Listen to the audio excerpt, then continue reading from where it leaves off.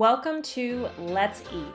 I'm your host, Emily, holistic health coach and self-proclaimed wellness enthusiast, here to meet you at the intersection of physical and mental health, the exact location where optimal wellness lies. This podcast is meant to explore all areas of mind and body wellness, designed to offer you the integrative knowledge, behavioral strategies, and mindset shifts necessary to uplevel your health and feel better today. We'll explore nutrition, sleep, movement, self-care and stress management, habits and routines, gut health, mental health, and more. I am so happy that you're here. Welcome to the table. Let's eat. Hello, everyone, and welcome, welcome back to Let's Eat.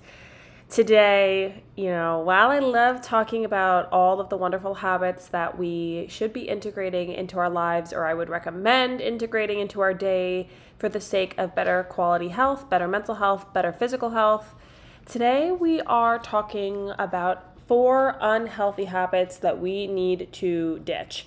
And while there are more concepts, and then I'm going to share different habits in the midst of these concepts, they all, have a distinguished point to them about why they're negatively impactful upon our physical and our mental health, and how your life will profoundly change if you choose to invest in them. So my suggestion for you is there's 4 different concepts I'm going to share. My suggestion for you would be to take a look at each of them as it relates to your own life, your own circumstances, your own routine, and so forth. And then, identify how relevant they are to you. Are they relevant? Do you need to take a closer look at them? And I would take them slowly. I wouldn't expect for you to really, transform each and every one of these in a matter of a few days. I think it does take time, but it's simply food for thought for you to reflect on, to understand, how you're feeling in relation to these habits, in relation to these concepts, because I think that you'll come to find that they really aren't serving you, but it takes that awareness in order for you to recognize that. Awareness is the key to transformation, everyone. Once again, I will say it every single episode, I'm sure, simply because of the fact that it is such a powerful skill set to cultivate and really understand in relation to the choices that you make, how you feel from day to day, how certain habits are serving you or not serving you. And once you start to understand that on a more microscopic level, you can start to make changes, and then as a result, you can start to feel better. Your first habit, and while this could be an episode all on its own, is to break up with sugar. Now, I know some of you are probably like, well, yeah, obviously. And probably some of you are maybe like, no, I really don't want to. But I'm telling you, the second that you break up with sugar, the second that you start to reevaluate the role that sugar plays in your life, in your nutrition, in your diet, and so forth, is the second you start to feel better nearly immediately. And I say this with such confidence. While there may be a period of withdrawal, because we know that sugar does act on the brain like a drug, I want you to be patient with that process. It can feel uncomfortable. But the payout, both in the immediate term and the long term, in terms of how you feel, is exponential. It is foundational that we start to reduce and eliminate as much of the sugar that we have in our diets for the sake of supporting the brain, supporting the gut, supporting our hormones and every other organ system and area of the body and of the brain. And I say this, and I say it with confidence. Okay, so what we know about sugar is it's an unsustainable source of energy. Okay, it'll give you a burst of energy, and there will be an inevitable crash thereafter. And this is because of the impact that refined carbohydrates and sugar and refined sugar and so forth has on our blood sugar. And so the sugar is absorbed into the bloodstream quickly. This causes a dramatic spike in our blood glucose, which ends in then a crash. What goes up must come down, right? We've all been there. We've all been in this position of having a sugar high or, a sugar crash. I feel like we see children more specifically. They have a piece of cake or a piece of candy and they're running around, and then they crash. And this leads us to greater susceptibility of unstable mood, cravings, difficulty focusing, concentrating, poor sleep, low energy, and that's all in the immediate term. That's what we know of what sugar can do to our blood sugar and other areas of the body in the immediate term. And then what we see in the long term is chronic illness. We see obesity, we see diabetes, insulin resistance. We see all of these issues, right? So both in the immediate term and the long term, we're noticing the negative impact of sugar. We know that sugar is devoid of any nutrients, minerals, vitamins, essential fatty acids. And when we really are focusing on what are the foods that are going to nourish me, what are the foods that nourish my mind, that fuel my body, and sugar is just not one of those things because it has no nutritional value to it. And what's interesting too is sugar is linked to a decrease in intake of essential nutrients. And I think that's simply because of the fact that when we're consuming a lot of sugar, we're then not consuming foods that are more nutrient dense, more nutritious, and so forth. And also sugar drives up inflammation. So when we are inflamed and there's potential for imbalances and permeability in our gut lining, that's also going to compromise our body's ability to utilize the nutrition that we are consuming, right? When we have compromised digestion, we have compromised absorption for whatever reason. There's a number of different reasons, and it could potentially be due to a high sugar intake, among other issues. That's going to then compromise our body's ability to utilize the nutrition that we are consuming. So first and foremost, if we're consuming a lot of sugar, we're not consuming nutrient-dense foods. And then if we are consuming nutrient-dense foods, but we're not addressing our relationship with sugar, we're not addressing our gut health and so forth, there can be issues in the absorption process. And then obviously what we know about that is we're more susceptible to nutritional deficiencies, and that leads us down a whole nother path of issues and dysfunction and imbalances and so forth. Sugar is also metabolized in the liver, and it also messes with our hunger hormones. So already our livers take on the burden of metabolizing medication, excess hormones within the body, endotoxins, which are toxins created by the body during organic processes, alcohol, of course. And so on top of that, we're putting the burden of sugar on the liver. And that's why we see such an influx in non-alcoholic fatty liver disease and AFLD in children and younger populations, because obviously these children are not consuming alcohol. So what is the explanation for this? And it's the sugar intake. And like I said, our hunger hormones are responsible for signaling to the body when we are full versus when we're hungry. These hormones are ghrelin and leptin, and essentially, they don't operate properly when we're consuming a lot of sugar, which is what allows us to eat so much sugar. And even further, right, our body is able to recognize, say, the nutrition of a blueberry, right? There's fiber, there's antioxidants and so forth, but something foreign like sugar, our body doesn't really know what's going on, right? Our body doesn't really recognize it, nor is there fiber, which is, important to helping us feel full. And so really that plays a huge role because that encourages it more overconsumption of the sugar because we're not able to align with those signals. As I mentioned, sugar can really impact insulin resistance. And so when we're seeing this influx of glucose in the bloodstream, the body has a hard time keeping up with releasing insulin in order to ferry that blood sugar into our cells. And so as a result of that, the pancreas just can't keep up with this high demand of insulin. And, as a result, we see an influx of blood sugar remaining in the blood. And so that's where we see insulin resistant, which is a massive epidemic in and of itself within our country. And we know that that is a driving force in type 2 diabetes and a host of other issues. A few other reasons that we need to examine our relationship with sugar. Sugar causes inflammation, and inflammation is the root of all disease. So we need to be really conscious of that. It's linked to obesity, right, of all ages. I think that's a pretty, understood concept. And obviously obesity then is a risk factor for a number of issues. It's highly addictive, and I think this is kind of what I mentioned before, where, we can have withdrawals from substances like sugar just as we would, substances like cocaine and so forth.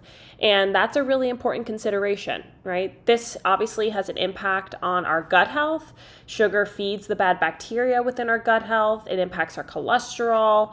It promotes neuroinflammation.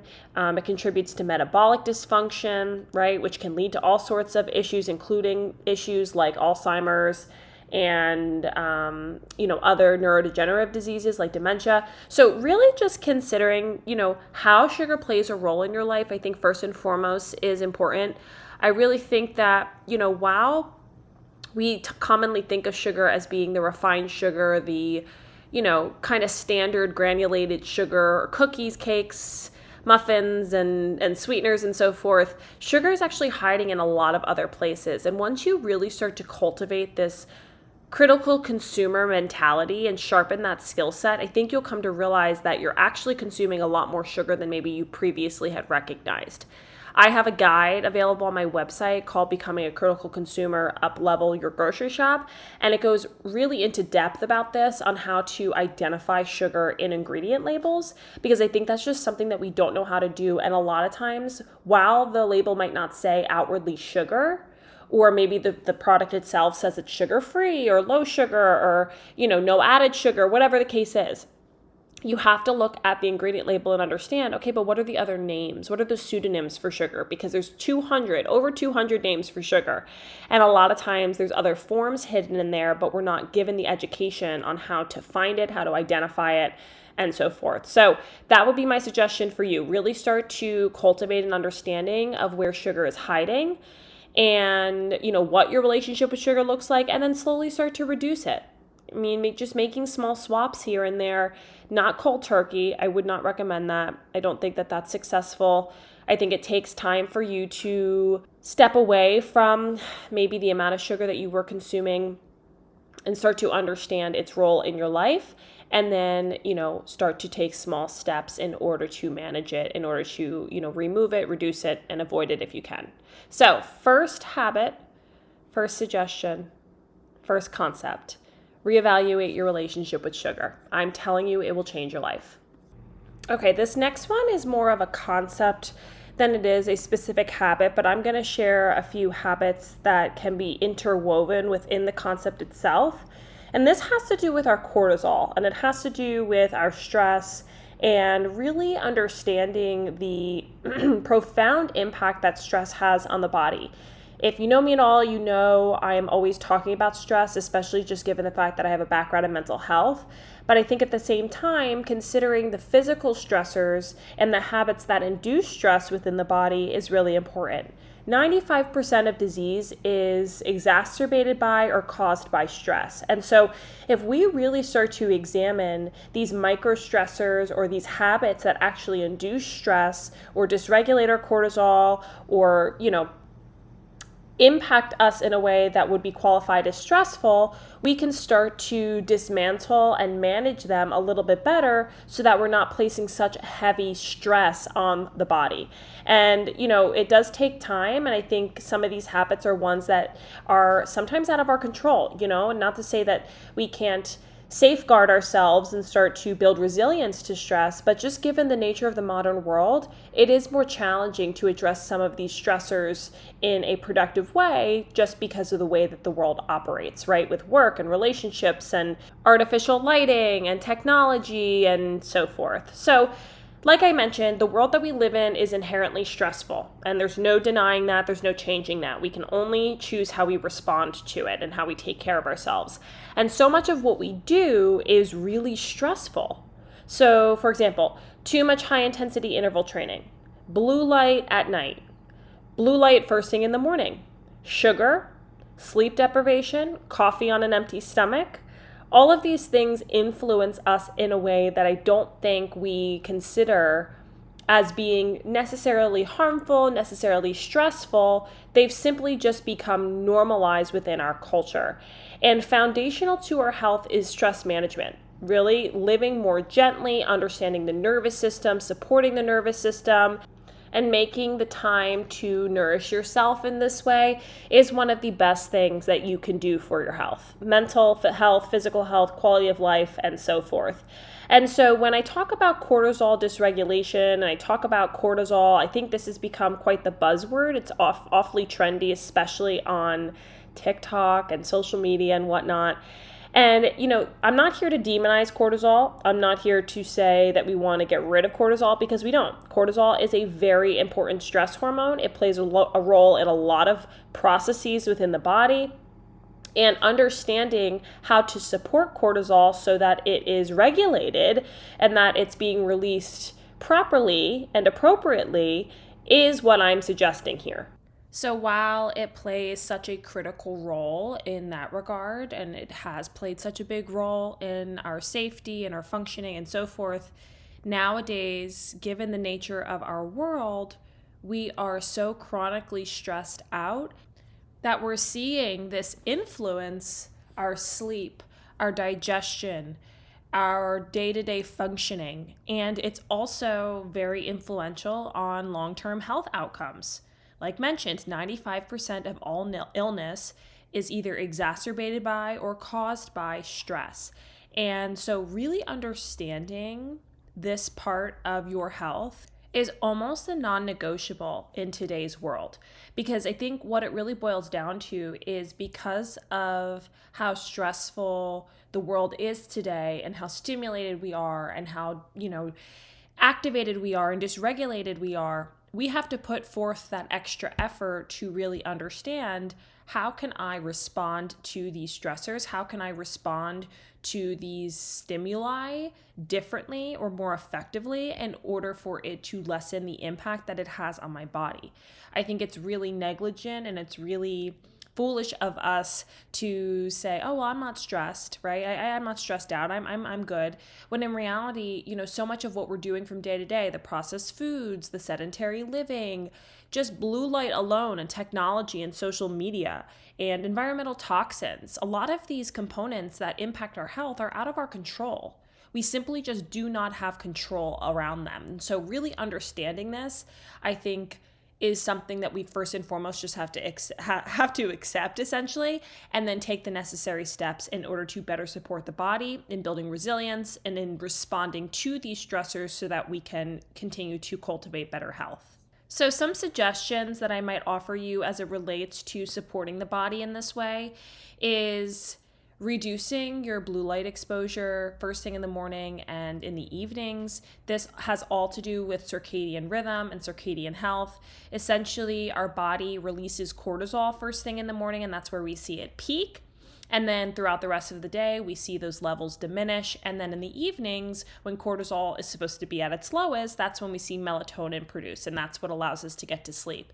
And so often we're seeing dysregulation in this cycle simply because of the fact that we are so dysregulated as it relates to cortisol that we're seeing maybe low cortisol in the morning, or we are seeing cortisol peak in the morning, but then it's also peaking in the evening, which is then suppressing our melatonin production. There's a number of different fluctuations that can occur if you simply Google cortisol patterns or dysregulated cortisol or, typical cortisol. You'll see that there's different waves, right? And you'll notice maybe one that seems most relevant to you and when you're feeling most wakeful. Or a symptom that's pretty common when it comes to issues with cortisol is this symptom that we call wired but tired. And it's that 10 o'clock, 11 o'clock experience where you're feeling tired and you're like, I should be going to bed right now, but I simply cannot, right? It's like your body's awake, you're ready to rock, but the sun is down, everyone else is asleep. Why can't I get to sleep? And that is definitely a very common sign that there's something going on with the cortisol pattern. So I think first and foremost, really addressing your relationship with technology, setting boundaries with your relationship with technology, because what happens is we receive the blue light through our eyes, and that signals to the SCN, which is the suprachiasmatic nucleus. Try to say that 5 times fast. Suprachiasmatic nucleus. And essentially it's triggering to the body that, it's daytime, right? The sun is up, we have sun exposure, so that must mean we're awake. That must mean we need to be woken up. And that's when cortisol is released. So we're seeing this because of artificial lighting. We're seeing this because of the blue light, and it's recommended that we begin to dim our lights and we begin to reduce our light exposure as though we are synchronizing with the sun. Light is our master regulator. And if we think about what our ancestors used to do, they were regulated by the sun up and sun down. That was what signaled to the body that it was time to get up or it was time to wind down. And so, this introduction of artificial lighting, this introduction of blue light and technology and so forth, while it's wonderful, it is misaligned with the way our bodies operate. Even something as simple as waking up in the middle of the night, which I am definitely guilty of doing, or I've been really, intentional about avoiding this, and lighting up your phone to see what time it is, or to check your phone, which, why do we do this? It's the middle of the night. Why are we checking our phone? That can trigger the release of cortisol. So just being more aware of these micro movements that we make throughout the day that actually can be really influential on this part of our health. On top of that, as it relates to cortisol and managing stress, mindfulness, meditation, breath work, nervous system support, so important. So important. And I myself did not really tune into the power and the importance of this until I was a therapist. And then I realized I was infusing so much of my work with my clients with teaching them about mindfulness and teaching them about nervous system regulation and support. And then I thought about it and I was, number one, questioning wow, I know a lot about this and I'm sharing a lot about this and I'm reading a lot about this and I'm teaching them about this. There must be some benefit to it, right? And I won't lie, my relationship with meditation and my journey in that regard has been pretty bumpy. And I'm grateful that I've gotten to a point now where I do regularly meditate and I really try to lean into my breath because that is such an underutilized tool that we all have access to. But as it relates to just managing stress and supporting your body and your hormones and so forth, really regulating your nervous system is one of the best things that we can do. And it's one of the tools that we simply just do not utilize enough. We're not taught about it. No one knows about how to do it, right? And it's unfortunate. But what we're really doing is we're telling our body that we are safe. We're signaling to our body through our breath, through our practice, that we are not in danger, because nowadays, like I had mentioned before, if our sympathetic nervous system is in overdrive because of modern day stressors, because of daily responsibilities and processed foods and technology and so forth, we have to manually do the work in order to shut that off. Because otherwise, our rest and digest is never activated. That's our relaxation response.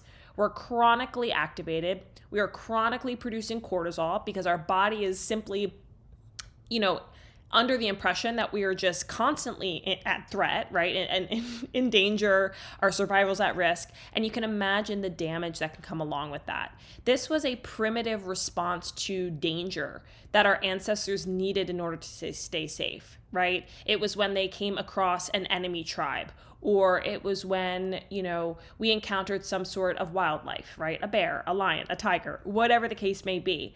And it kept us safe. Right? It kept us safe because that would be our fight or flight. That would be when we would escape the danger. But then we'd return to baseline and we'd be back to normal, right? We'd be back to doing our hunter-gatherer duties. We'd be back to living our lives. Nowadays, it just does not operate the same way. Nowadays, nasty emails and sitting in traffic and, financial stressors and so forth, all of these things are triggering that fight or flight. And if we know anything about an average week, all of these stressors are what seems to be never ending, right? We're constantly fighting the bear. We're constantly engaging with the enemy tribe. We're constantly inundated with these stressors. So prioritizing mindfulness, prioritizing deep breathing, prioritizing meditation and so forth can really give us a space to really buffer ourselves against the inevitable stressors of life. And it can make an enormous difference on our stress response, on our health, both in the immediate term and the long term, and really support the body in such a powerful way. Now, I could literally go on about stress forever. I could talk about stress. I'm going to dedicate several episodes to just talking about the ins and outs of stress because it's so important. But as it relates to this concept, I think the most important takeaway here is supporting the body and understanding how important it is for us to facilitate healthy cortisol patterns is one of the foundational steps that we need in order to feel best in our mind and our body. So this means not having coffee on an empty stomach.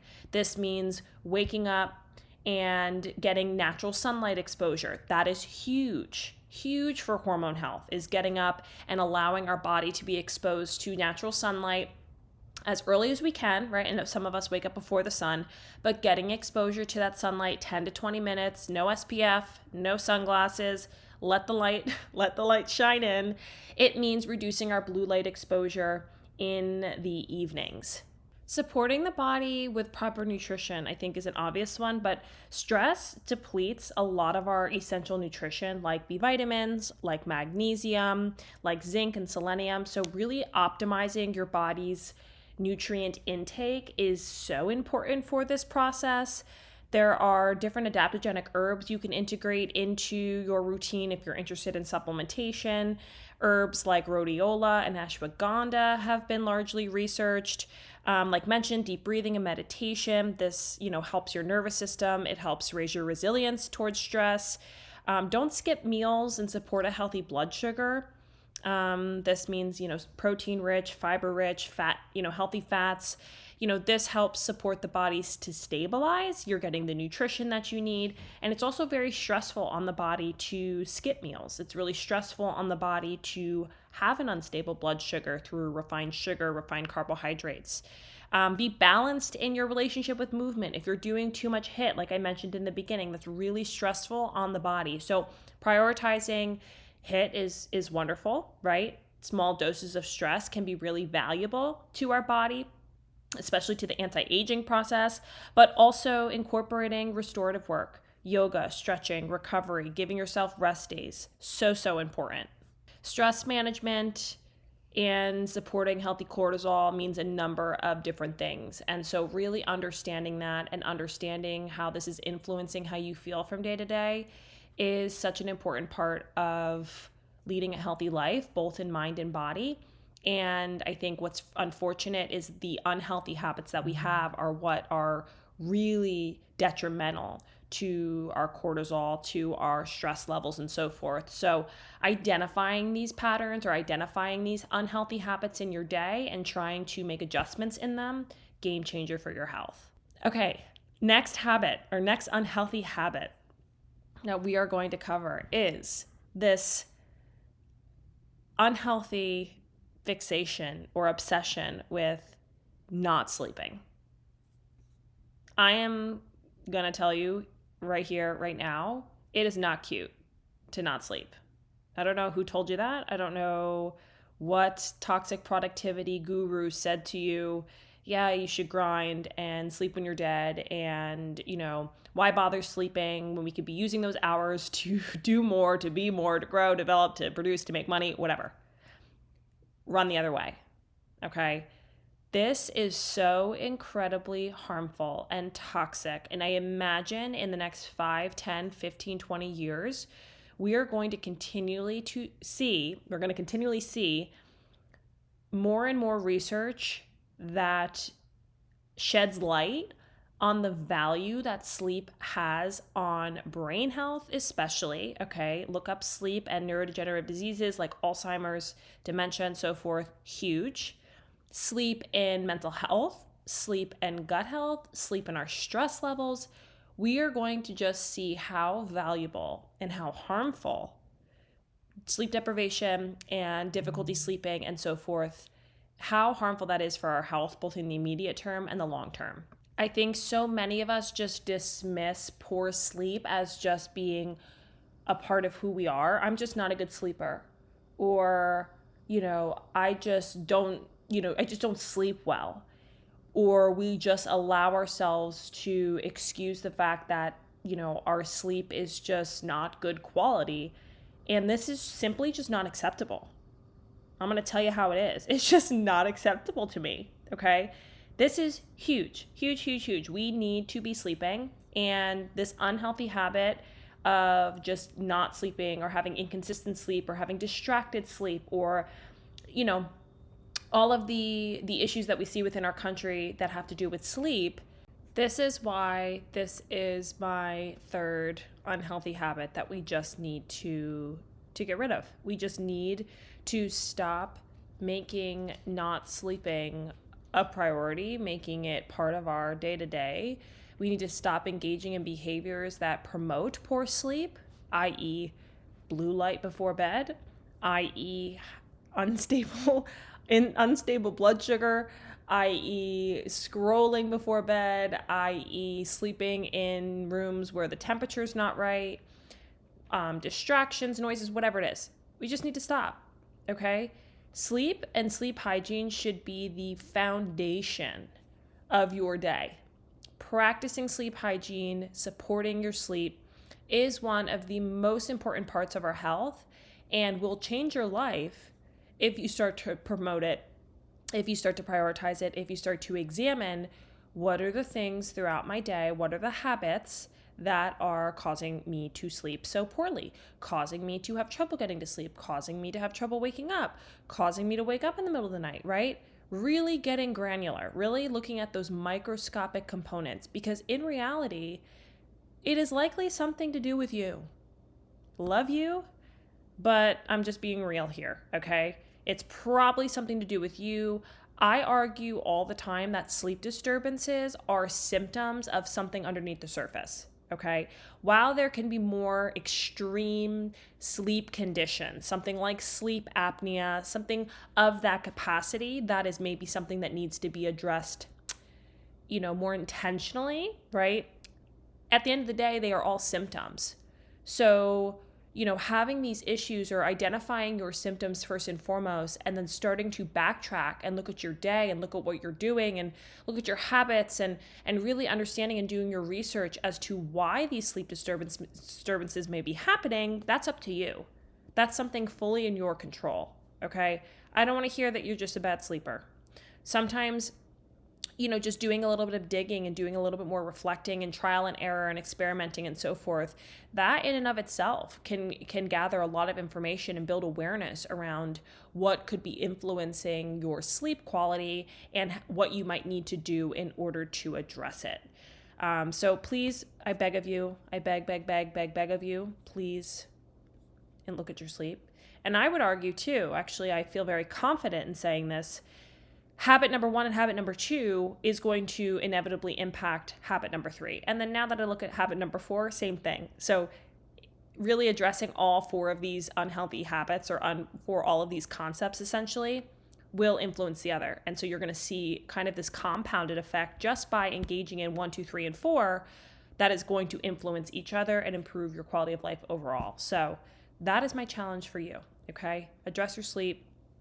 I'm going to do a whole episode on sleep hygiene and how to develop a sleep routine and what that means and why it's important and so forth. So stay tuned for that because I love talking about sleep. I think one of my favorite parts of the day is when I get to go to sleep. And I love my sleep routine. I love winding down. It's just the best. And I don't know if that's typical of a 29-year-old, but here we are. Okay, habit number 4.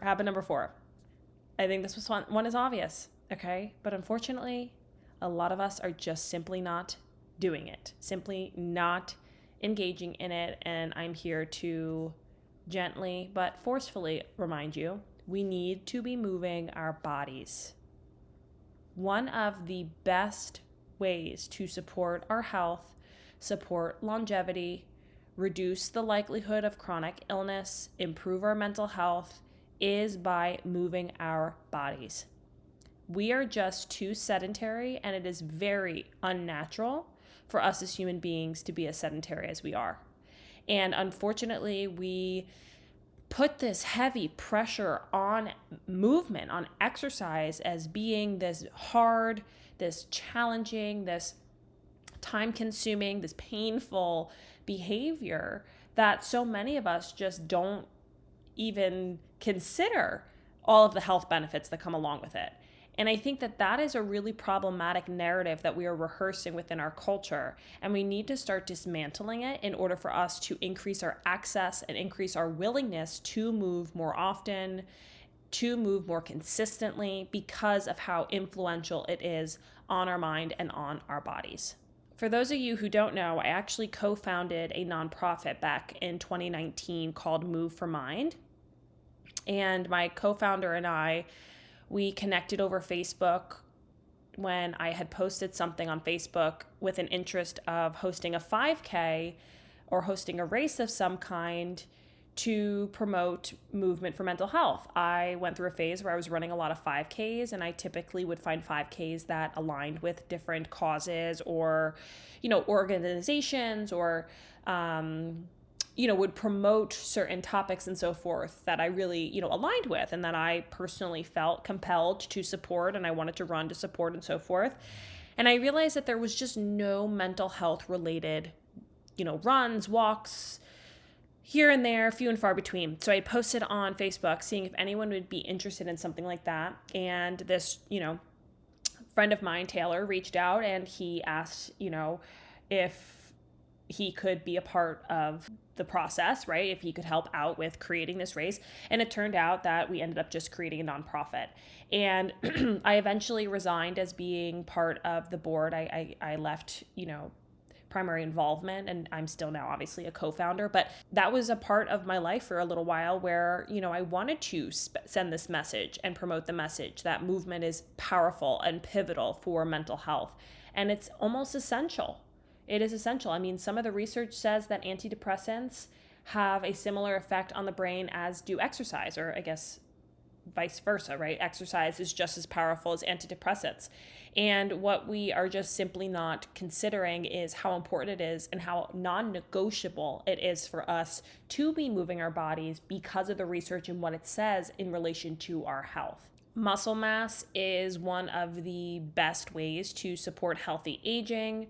It is the best indicator of longevity. So really investing in strength training, resistance training is hugely important, as is, cardiovascular training, right? As is aerobic training for our heart health, as is yoga and restorative work and stretching. That's important for mobility and stability and, recovery and flexibility. And it's huge with the mind-body connection. Having a diverse relationship with movement is not only personally, I feel, the most accessible, most realistic way to incorporate exercise, because you're not expecting yourself, nor are you requiring yourself to engage in all high intensity or all strength training, which I think is really the mentality that a lot of us take on, where we say, I'm going to go to the gym and do 45 minutes on the treadmill for 6 days, or I'm going to do all these ab circuits, or I'm going to do this, that, and the other thing.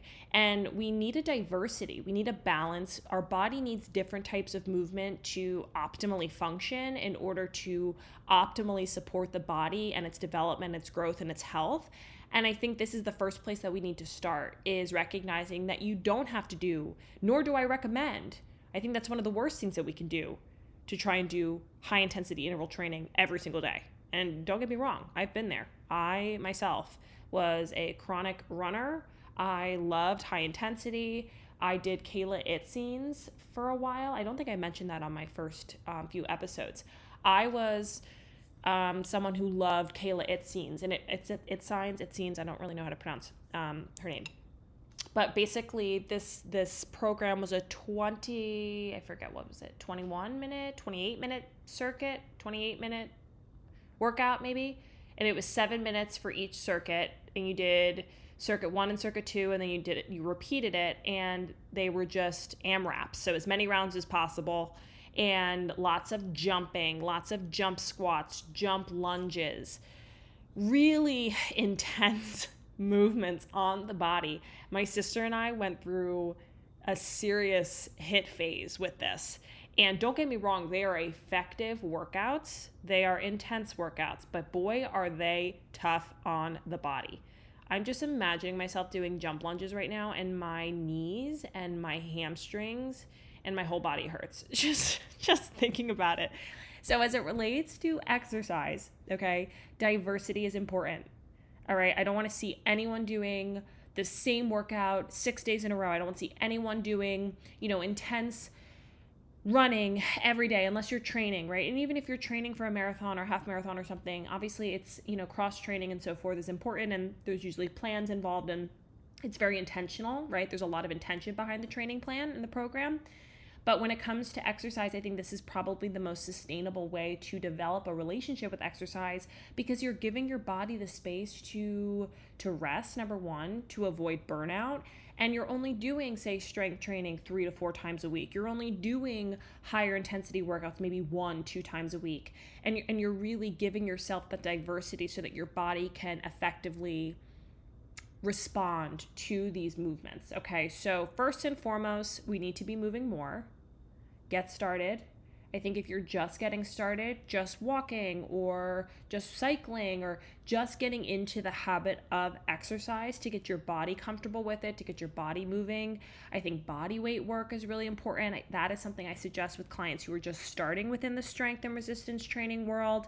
I really believe in muscle mass development, and so I want to still prioritize that, but I also don't want them to expect, that they're going to be doing these 10, 15, 20, 30, 40 pound dumbbell workouts right off the bat, because that's just injury written all over it. So body weight work, really effective. I still do body weight work. I mean, it's amazing. My upper body is not very strong. All right. I do a lot of push-ups. I do a lot of upper body work, but still just my body weight alone, doing push-ups or doing something with my body weight and my upper body, your girl has some work to do. Okay. So first and foremost, just get started moving. Secondly, avoid trying to latch on to any one particular workout and give yourself the opportunity to vary, give yourself the opportunity to be creative and diverse. Incorporate recovery, give yourself rest days. This is what's most sustainable. I promise you, I assure you, I'm so confident. This is coming from someone who works with clients in this regard. And then it also comes from somebody who has a personal experience with really attaching to certain exercises and, kind of leaning too far into one area of movement, not seeing results that I wanted, number one, and also, having injuries as a result of it, or pushing it too far and going too far the extreme, and then, hurting myself, burning myself out, and, essentially giving up on exercise as a whole. Okay. So those would be my 2 suggestions. And then from there, start to find and lean into movement that you like, that you enjoy, that brings you joy, that challenges you. I mean, it's fun to challenge ourselves, right? Yeah, it's uncomfortable, but that's where growth comes from, right? That's where we're able to get stronger and to grow and strengthen our relationship with movement. So this is my suggestion for you to get started, to really, have a healthy relationship with movement, is to be sure that you're moving in some form or fashion, in small amounts. If you need to get started somewhere, every single day, just getting going. And then from there, really branch out to try different things, try new things.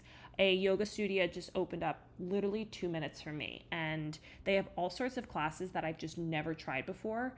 And I've kind of delayed it just because I'm very set in my ways when it comes to my movement and my workouts.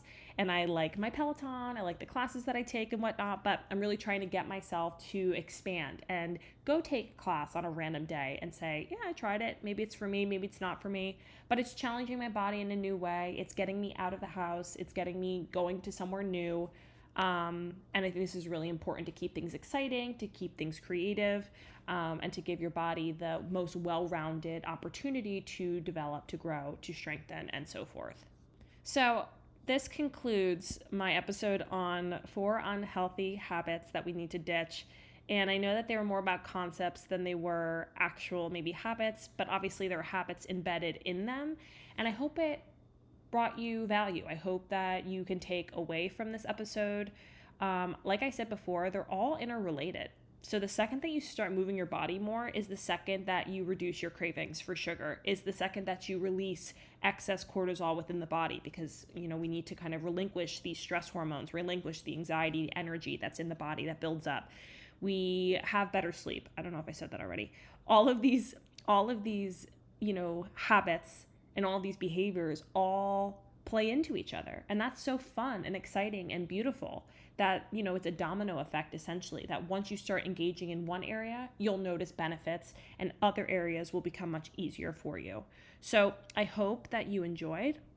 I hope that you learned a lot. If you have any questions, please let me know. And this certainly won't be the last episode that I explore for unhealthy, quote unquote, habits that we all need to ditch, we all need to examine. Because while I want to introduce a lot of healthy habits, a lot of whole-based wellness, whole body health-based habits that you can integrate, I'm more of a believer in crowding out than trying to get rid of certain habits.